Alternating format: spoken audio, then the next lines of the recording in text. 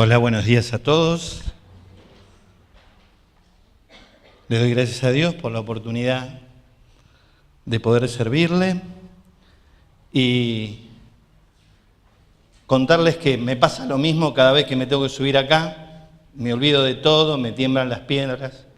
Y eso es bueno porque si no pasara eso es que estamos hablando nosotros y lo que estamos esperando es palabra de Dios y no palabra de Javier.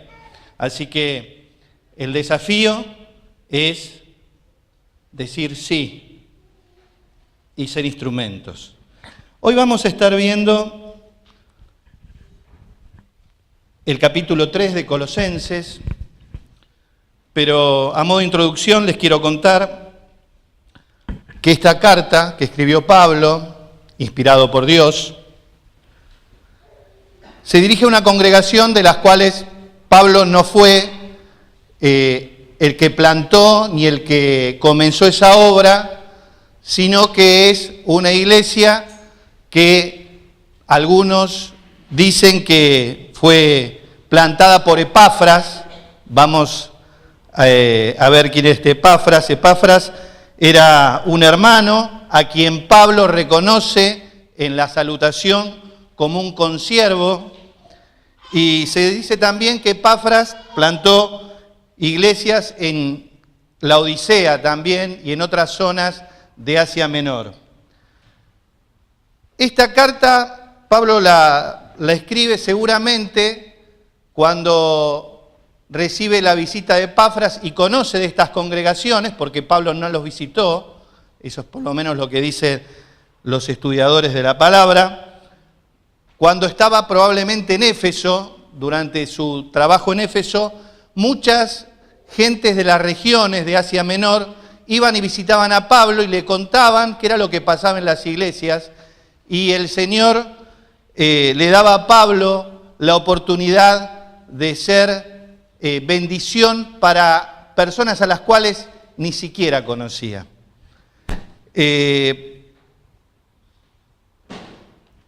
Lo que vamos a estar viendo hoy es el capítulo 3, los primeros 4 versículos, y el tema de hoy es que la vida de Cristo se manifieste. Estamos charlando en todo el mes, no sois vuestros. Yo les quiero contar, les voy a pedir a los chicos que me pongan un PowerPoint que les traje. Colosas como ciudad hoy no existe más. Hoy se llama Onás y está en Turquía. Vamos a utilizar el puntero que me dieron. Acá estaba Colosas. Vamos a pasar y fíjense que hoy Onás está puesto grande, es este puntito rojo y es parte de la provincia de Denizli, de Turquía. Es una ciudad que se fundó 500 años antes de Jesucristo por los frigios. Y fue una ciudad que fue parte del Imperio griego, y dos historiadores, Jenofonte y Herodoto, cuentan el paso del ejército griego para pelear con los persas en las guerras que se llaman médicas. Esta ciudad es una ciudad que era una ciudad menor en la época en la cual Pablo estaba escribiendo las cartas, una ciudad que había perdido su influencia comercial en manos de Hierápolis y la Odisea, que eran las ciudades cercanas. Pasamos otra diapositiva. Esto es donde está situada la ciudad de Onás. Pasamos otra foto. Y Colosas es hoy solamente un lugar turístico donde, pasamos otra diapositiva, no hay nada, es un campo. Pasamos otra más. Estas son las aguas del río que surcaba la ciudad. Terminamos la clase de geografía y de historia contándoles que esta ciudad, como muchas de las ciudades cercanas, fueron destruidas por los terremotos. ¿sí? Se dice que la ciudad está sepultada y que hay restos de la ciudad, pero que no se pueden ver porque no se han hecho trabajos arqueológicos. Ahora, lo importante de lo que vamos a ver hoy no es toda la historia o lo que representó la iglesia de Colosas, sino el consejo de Pablo, que vamos a tomar solamente una porción. Esta iglesia tenía un problema, como tenemos todas las iglesias, ¿sí? Algunas tienen algunos, otros tienen otras, y vamos creciendo, porque si fuéramos perfectos ya estaríamos al lado de nuestro Señor, ¿sí? Vamos camino a la perfección, y esta iglesia tenía un problema de adaptar el mensaje de Cristo a las costumbres griegas y judías, y Pablo les da consejos prácticos. Y esto es lo que vamos a ver hoy. Un consejo práctico que Pablo le transmitió a la iglesia de Colosas, pero como la palabra de Dios es viva y eficaz, hoy Dios nos lo quiere transmitir a nosotros. Entonces, vamos a empezar leyendo la palabra de Dios, que es de donde vamos a sacar las enseñanzas. Les voy a pedir a los chicos que nos estén, gracias, yo estoy un poco más lento con andamos de 10 con la tecnología. Yo puse la versión Reina Valera, que es la que tenemos la mayoría. También traje, y se las voy a leer yo, la nueva versión internacional, que globalmente son similares, lo que cambian son algunos términos. Y dice, si pues habéis resucitado con Cristo, buscad las cosas de arriba, donde está Cristo sentado a la diestra de Dios. Poned la mira en las cosas de arriba, no en las de la tierra, porque habéis muerto y vuestra vida está escondida con Cristo en Dios. Cuando Cristo, vuestra vida, se manifieste, entonces vosotros también seréis manifestados con Él en gloria. Esta es la versión Reina Valera. Les leo la nueva versión internacional. Dice, ya que han resucitado con Cristo, busquen las cosas de arriba, donde está Cristo sentado a la derecha de Dios. Concentren su atención en las cosas de arriba, no en las de la tierra, pues ustedes han muerto y su vida está escondido con Cristo en Dios. Cuando Cristo, que es la vida de ustedes, se manifieste, entonces ustedes también serán manifestados con Él en gloria. Este capítulo 3, que después les invito a que lo sigan viendo, porque este es uno de los 4 consejos prácticos que Pablo le da a los colosenses en este capítulo, encierra secretos prácticos para la vida del creyente. Y lo que vamos a ver hoy es el primer secreto, como para generar en ustedes las ganas de seguir buscando estos secretos que contiene la palabra de Dios, que es palabra viva, eficaz, que sirve para nuestras vidas. Ocupar las mentes en las cosas de arriba. Este es el secreto que Pablo le transmite en esta porción que hemos compartido a los colosenses. Y en el versículo 1 se dirige a los colosenses con una afirmación diciendo, ustedes que han resucitado con Cristo. Y nos está hablando a cada uno de nosotros hoy. Vos, yo, que resucitamos con Cristo. Que tuvimos un encuentro personal que cambió nuestras vidas. Es un encuentro en el cual Él mostró la gracia para nuestras vidas, mostró que quería restituir la relación que nosotros habíamos roto con nuestro pecado. Un encuentro que, como pasa a nivel de la historia, separa los períodos antes y después de Cristo, quiero que pensemos hoy si eso no ocurrió con tu vida. Yo estaba recién rememorando en el culto, cuando nos hicieron pasar, celebrando el tema de los chicos, acordándome del laburo de mi vieja, de llevarme todos los domingos a la iglesia. Les aclaro que no tuve la bondad de aceptar al Señor de chiquitito, sino de bastante grande, a los 18 años acepté al Señor. Y yo creo que para mi vieja en ciertos momentos fue una decepción el tema de que yo no enganchara, que yo no conociera al Señor, que no tuviera ese encuentro. Y quizás los papás tengamos que tener la constancia y la constancia en la oración que tuvo mi vieja y que tuvo mi familia para que yo tuviera ese encuentro personal. Lamentablemente es algo que no podemos transmitir por una cuestión familiar, por una cuestión de cariño, sino que tiene que ser algo personal.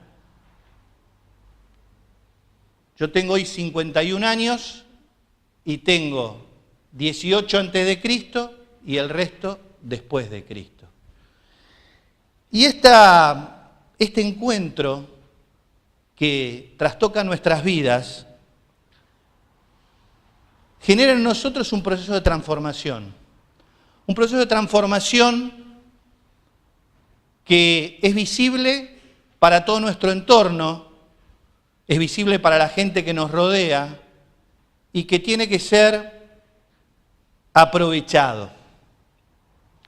En este proceso muere nuestro yo, las cosas que hacíamos antes dejan de tener el valor que tenían antes y surgen nuevos valores, que ya no son los valores que tenemos nosotros o que teníamos nosotros, sino que son los valores que Cristo, que Dios a través del Espíritu Santo trae a nuestra vida.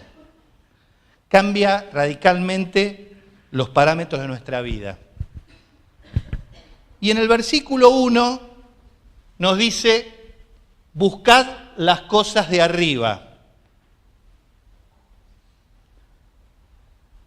Cuando Jesús entra en nuestra vida, les decía que cambia nuestros órdenes de prioridades, cambia nuestra manera de vivir, porque ya no vivimos nosotros, sino que vive Cristo en nosotros. Y empezamos a aprender y a caminar un camino que nos va a llevar todo este pasaje más toda la eternidad. Como nos dice Alicia muchas veces, la eternidad la empezamos a vivir acá, el momento en el cual aceptamos a Dios. Y fíjense que Pablo le está diciendo a los colosenses que busquen las cosas de arriba. ¿Qué son las cosas de arriba? Las luminarias, los reflectores, las lámparas, los bafles, no. Las cosas que el reino de Dios, las cosas que Dios quiere para cada uno de nosotros y para toda la humanidad. Porque el mensaje de Cristo y el mensaje de Dios no es un mensaje selectivo, no es un mensaje personal, es un mensaje universal, pero que a la vez se adapta a mis necesidades. Y Jesús enseñaba en el monte de los Olivos, en el monte, cuando hace ese gran sermón, dice, pero buscad primero el reino de Dios y su justicia, y todas las cosas serán añadidas. Pablo no estaba enseñando una doctrina paulina, sino que estaba enseñando y nos estaba recordando las palabras de Jesús mismo. Tenemos que tener como prioridad la búsqueda de las cosas del Señor. Eso es lo que tenemos que hacer primeramente. Nosotros fuimos elegidos de antemano. Dios tiene un plan eterno del cual cada uno de nosotros somos parte. Como decía bien Emi, no nos salió el número 6 o el número 5 y nos tocó a nosotros, sino que Dios planificó ese encuentro personal que íbamos a tener. Ahora, puede pasar que nosotros tengamos una búsqueda permanente, una búsqueda inconstante, una búsqueda ciclotímica, distintos tipos de búsqueda. Pero la que Pablo nos está recomendando es una búsqueda constante y permanente de las cosas de arriba. Ahora, todos nosotros sabemos que hay lugares clave donde podemos nosotros encontrar las cosas de arriba. Porque gracias a Dios, Dios es un Dios de orden, es un Dios ordenado y nos da las herramientas para que nosotros conozcamos su voluntad. Para que podamos alimentar esa relación que tenemos que tener con ese Dios vivo. Porque no solo nos dice qué tenemos que hacer, sino nos da los elementos para que lo hagamos. Y esto lo podemos hacer a través de la lectura de la palabra, pero no de una lectura superficial o de esas lecturas que abro así la Biblia y salió esto y que Dios me habla a través de esto, sino de una lectura que escudriñe la palabra, que esté investigando para que Dios nos revele la voluntad. También lo podemos hacer a través de la oración, pero una oración constante, una oración permanente, que busca interactuar con Dios y no que Dios bendiga las decisiones que yo tomo. Muchas veces nos pasa que le decimos así: Señor, te pido que bendigas la compra del coche que yo ya decidí comprar, o la compra de la casa que yo decidí hacer, o el trabajo que yo ya decidí. Y creo que la cosa es depender como dependen los niños de Dios. Decirle: Señor, ¿qué te parece que hagamos? ¿Qué te parece que yo haga? También nos podemos nutrir de la relación con Dios a través de nuestra participación en la iglesia, la interacción con los hermanos. Nosotros necesitamos esa interacción, porque la vida de mi hermano enriquece mi vida.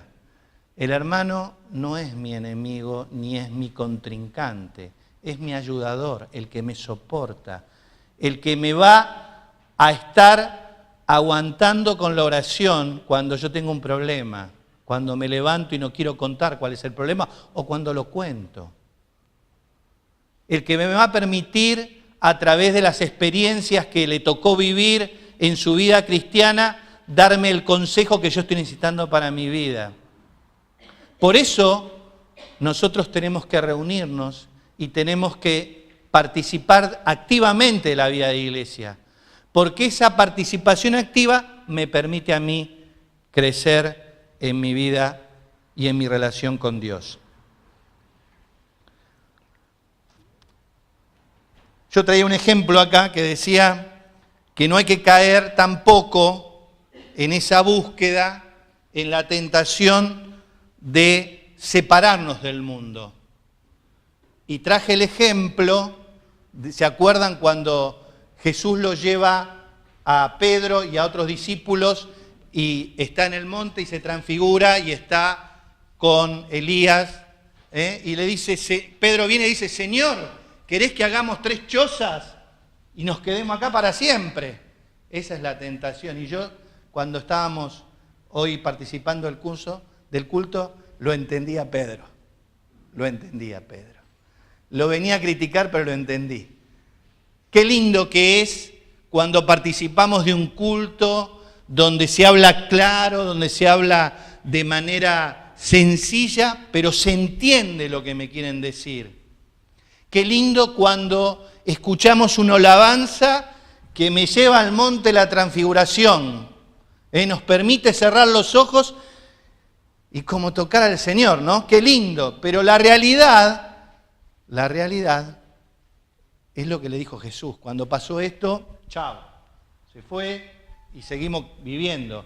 Y eso es lo que tenemos que hacer nosotros, seguir viviendo y permitiéndole a otros, los que están acá adentro, los que nos escuchan por internet, los que están afuera, los que están en Areco, los que están en cualquier lugar, y a mi propia familia, y a mis amigos del trabajo, y a mis amigos de la facultad, y a mis amigos de la vida, de jugar al fútbol, yo les pueda compartir esta bendición que es tener a Jesucristo en mi vida.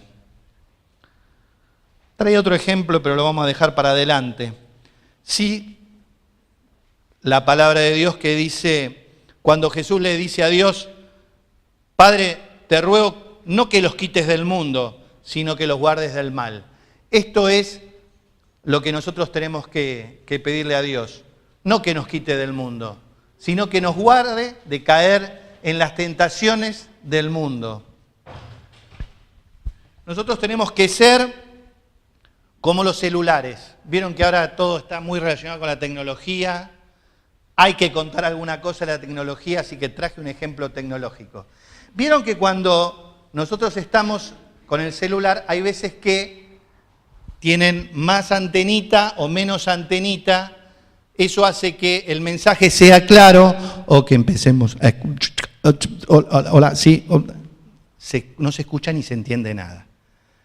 Nuestras vidas como cristianos también son iguales. Si nosotros estamos buscando lo de arriba, si estamos direccionados nuestra antenita espiritual a Cristo, el mensaje que vamos a transmitir no va a ser nuestro mensaje, va a ser los propósitos y los valores que Cristo quiere que transmitamos a nuestro prójimo. Ahora, hay veces que la antenita la tenemos al revés y ahí empieza a crecer el yo. Y ahí es cuando no sirve lo que nosotros hacemos. Nuestra vida espiritual tiene que estar direccionada, buscando constantemente aquel que es la fuente inagotable de todas las cosas buenas que hay en nosotros. Ahora, el pastor me compartía, pues todo esto que ustedes, estos temas que nos tocan exponer, el pastor los va preparando, va buscando selecciones a nivel anual o mensual y nos propone los temas y compartimos con él, interactuamos con él y él me comentaba acerca de hacer hincapié en otra parte del versículo 1, en el cual no era que yo no le había dado importancia, pero no había hecho hincapié.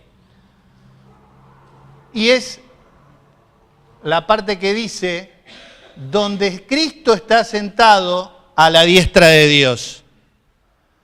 Y nosotros tenemos que entender y comprender que la fuente de todas las cosas buenas que nosotros hacemos provienen de Dios, provienen de Cristo. ¿Sí? Y que Cristo esté sentado a la diestra de Dios significa que su vida, que su sacrificio en la cruz fue aceptado por parte de Dios. Que no fue un hecho personal que hizo Cristo y que a Dios no le gustó y que no estaba dentro de los planes de Dios. Justamente Cristo resucitó y está sentado a la diestra del Padre porque cumplió y obedeció los propósitos de Dios. Y ahí radica parte, o digamos lo fundamental que nosotros tenemos que transmitir. Dice Efesios 1:20, y cuán incomparable es la grandeza, 19 y 20, y cuán incomparable es la grandeza de su poder en favor de los que creemos. Es decir, el poder no viene de nosotros, sino es el poder que viene en favor de los que creemos. Ese poder es la fuerza grandiosa y eficaz que Dios ejerció cuando Cristo resucitó de entre los muertos y lo sentó a su derecha en las regiones celestiales. Hermanos, nosotros por el sacrificio de Jesucristo, hemos muerto a la vieja vida, hemos resucitado juntamente con Él a una nueva vida, a nuevos valores, pero también en Él, no nosotros, en Él estamos sentados también a la diestra del Padre. No es que nosotros nos sentamos, estamos con Él. Pero Pablo dice algo más que tenemos que hacer. Y ahí viene el versículo 2. Dice, no solo hay que buscar las cosas de arriba, sino que tenemos que ocupar la mente en las cosas de arriba. Nos está pidiendo una cosa, un escalón más, que hagamos un esfuerzo más, no solo que busquemos, sino que nos concentremos, que nos ocupemos, que pongamos nuestro enfoque a través de la mente en las cosas de arriba. Pablo sabía que llegamos a hacer lo que pensamos, que la mente moldea a nuestros corazones y guía las acciones de nuestra voluntad. Si enfocamos nuestra vida a servir a Dios, si enfocamos nuestra vida a cumplir nuestra misión, que es la de llevar al mundo las buenas nuevas. ¿Cuáles son las buenas nuevas? La gracia en Cristo Jesús, que da libre acceso a todo aquel que se arrepiente de su camino anterior, y que es un regalo inmerecido, y que no tengo que hacer nada para poder obtenerlo, salvo decirle gracias Jesús, gracias Dios. Nosotros tenemos que ser hoy testigos de esa gracia que no se compra ni con oro, ni con plata, ni con coches, ni con nada. Tenemos que gastar nuestra vida en la proclamación de estas verdades. Tenemos que servir a Jesús, a Dios, como Jesús nos enseñó. Amarás al Señor tu Dios con todo tu corazón y con toda tu alma y con toda tu mente y con todas tus fuerzas. No, con la mente sí, el corazón no, las fuerzas en otro lado. Concentrando toda nuestro accionar en cumplir con la misión para la cual fuimos creados. Adorar a Dios y engrandecer su reino. Tenemos que ser propagadores a nuestra generación del sacrificio de Jesús. Y tenemos diferentes lugares a los cuales dirigirnos. Porque a veces esperamos esa gran misión, ese gran lugar donde nosotros podamos generar nuestro servicio a Dios, y a veces hay que hacer simplemente lo que hacía mi vieja, vestirme todos los días, llevar al nene a la iglesia y esperar que Dios se manifestara en mi vida y que yo tuviera ese encuentro personal. A lo mejor Dios no te va a llamar a que vos, como Jonás, vayas a predicar a Nínive, o no vas a ser un Billy Graham, o no vas a ser un cantante súper famoso. Dios tiene un equipo, y de ese equipo cada uno de nosotros somos parte.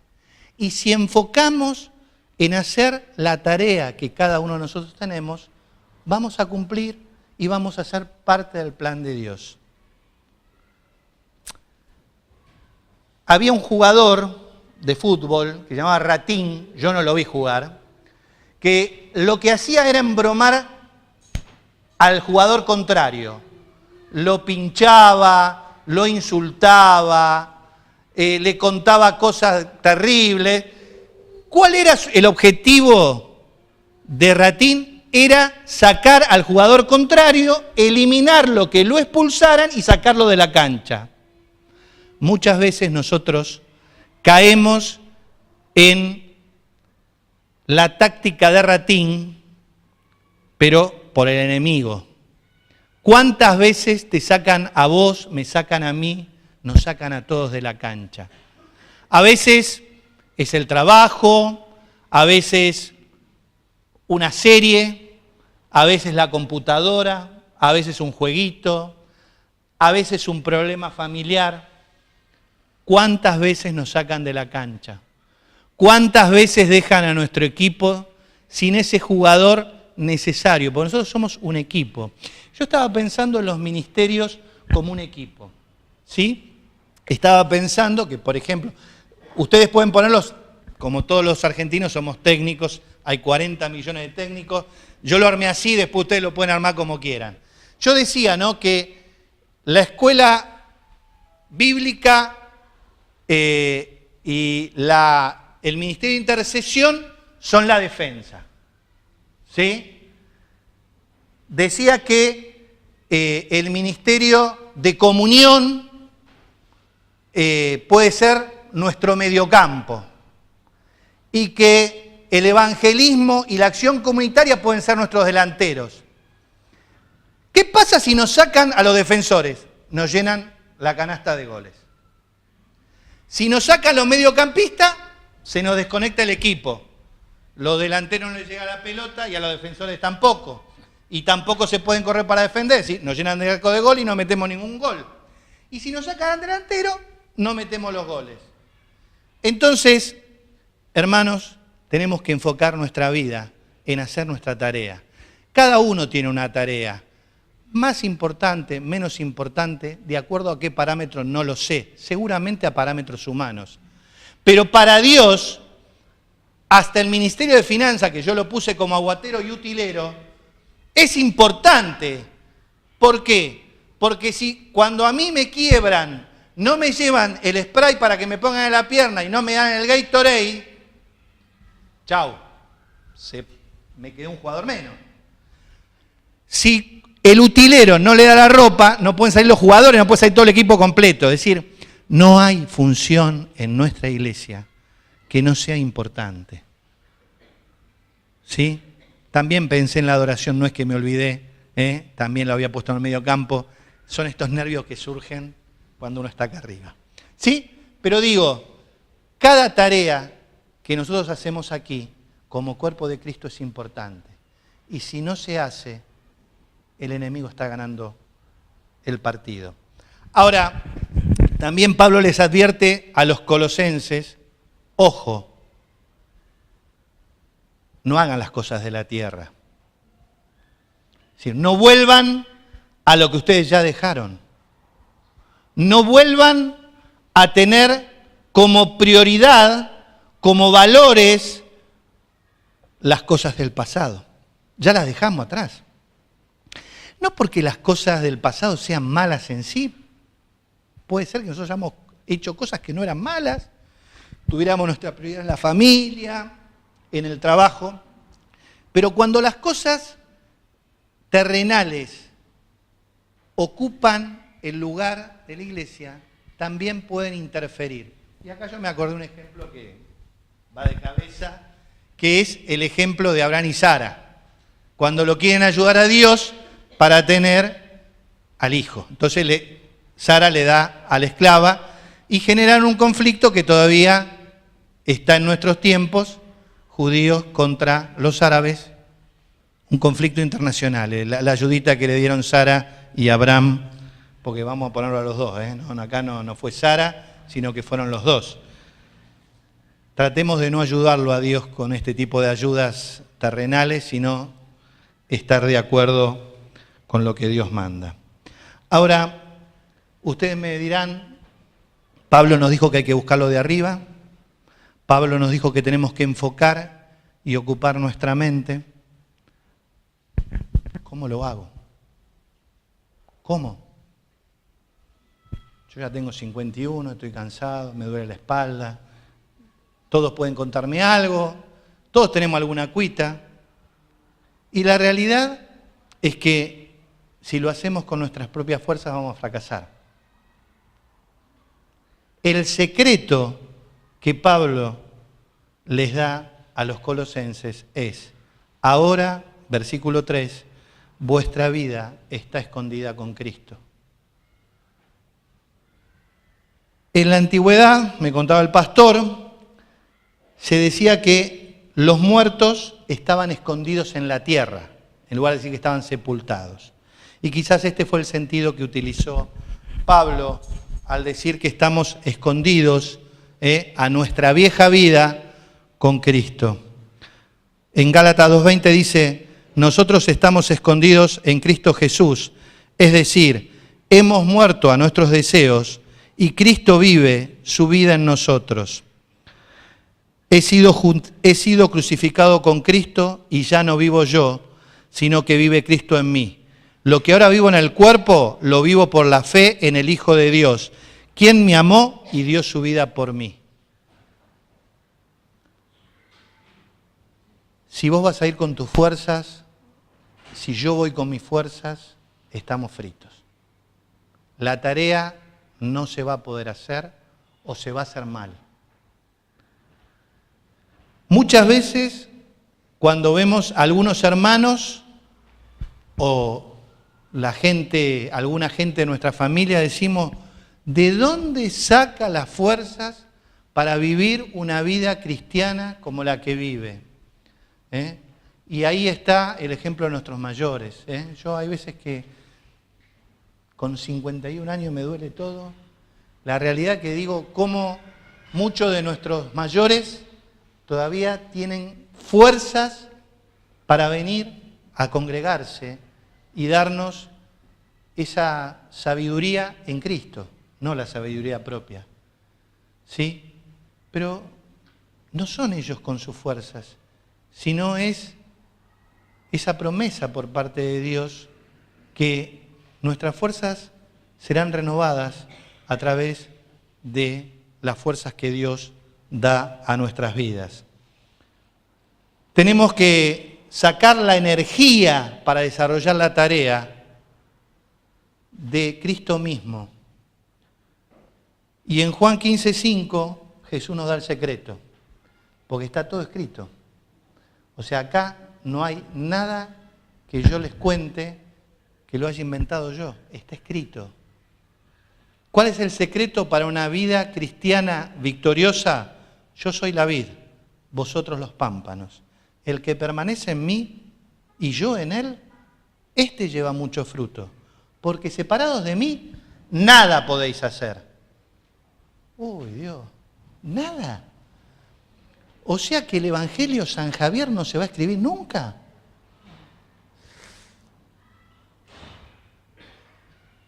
Nosotros tenemos un desafío, y el desafío es vivir como Cristo vivió. ¿Cómo dice la canción esa? Vivir como Cristo vivió. O, como Frank Sinatra nos decía, a mi manera. ¿Sí? Esa canción tan conocida que decía: siempre viví a mi manera. La realidad es que si yo quiero vivir mi vida cristiana a mi manera, va a ser una vida de vuelo bajo y que va a chocar. Ahora, si yo busco una vida cristiana en una relación viva y eficaz con mi Dios, no una relación superficial, no una relación intermitente, no una relación cuando me van mal las cosas y cuando me va bien, el volante lo agarro yo de vuelta. Nosotros tenemos que tener una dependencia por parte de Dios como a la de los niños.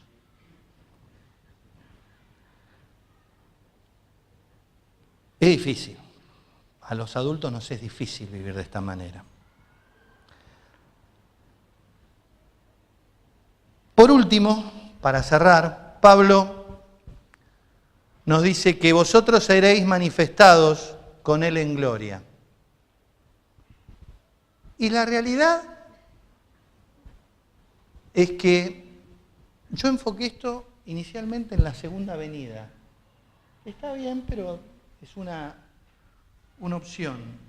Pero el desafío que nos planteaba el pastor y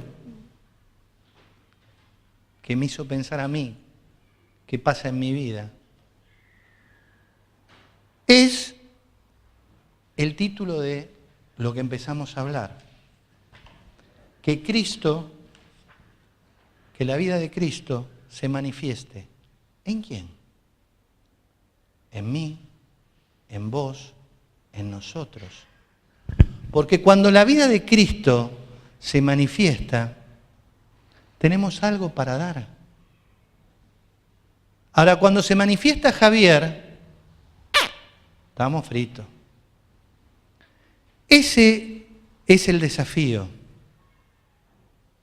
El desafío es dejar las cosas de antes, dejar que muera nuestro yo, dejar que Cristo, dejar que el Espíritu Santo tome cada uno de los lugares de mi vida y que el otro con quien yo interactúo, con quien yo comparto, ya no me vea a mí, sino que vea a Cristo en mí. Y me acordaba lo que decía Ximena, este señor que creo que fue director del coro de Central. Yo alguna vez lo escuché porque mi vieja me llevaba a la iglesia metodista. Veían que se manifestaba Cristo en su vida. Y eso es lo que tenemos que tratar de hacer cada uno de nosotros, anular nuestro yo y permitir que la vida de Cristo se manifieste a nuestros semejantes en cada uno de nosotros. Ese es el desafío. El título era No sois vuestros. Ese es el estudio del mes. No somos nosotros. Somos de Dios. No somos nuestros. No se tiene que reflejar Javier. Se tiene que reflejar Cristo en Javier. Y si yo no permito esto, no voy a poder influir a mi barrio. Lo que quiere Dios es que nosotros influyamos al mundo y que el mundo no nos influya a nosotros. El desafío es preguntarnos, ¿cómo está mi antenita? ¿Estoy buscando a Dios? Si estoy buscando a Dios, bien. Tendré que preguntarme, ¿estoy enfocado en las cuestiones de Dios? Mi mente, cuando se despierta, piensa en las cosas de Dios. Cuando transcurre el día, piensa en las cosas de Dios. Cuando estoy trabajando, mi mente está ocupada en las cosas de Dios. O me sacan de la cancha, tengo un ratín que todo el tiempo me saca de la cancha.